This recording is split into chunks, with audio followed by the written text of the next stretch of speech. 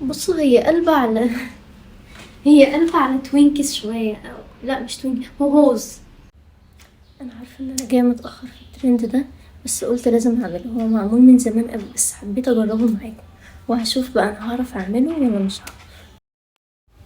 اول حاجة جبت الاوريو كده زي ما انتوا شايفين، وجبت طبقين عادي جدا، وابتديت ان انا افصل البسكوت عن الحشو اللي جوه الاوريو.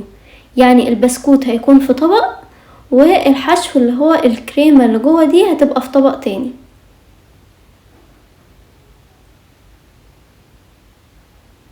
وبس كده، وقعدت افصلهم عن بعض، ده في طبق وده في طبق، علشان ده هيكون حاجة وده حاجة تانية خالص.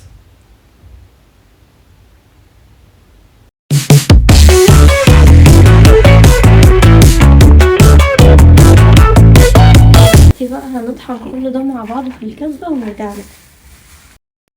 بعد كده بقى زي ما انتوا شايفين، رحت وفرمتهم في الكبة وقعدت اعجن فيهم لحد ما بقت عجينة بالمنظر اللي انتوا شايفينه ده. بس اهم حاجة ما تكتروش لبن على البسكوت، يعني هي بس معلقة صغيرة او معلقة كبيرة. لو الكمية اكبر ممكن معلقة كبيرة من اللبن. وبعد كده حطيت العجينة بتاعتي على كيس، وحطيت كمان كيس فوق علشان اعرف افرد براحتي.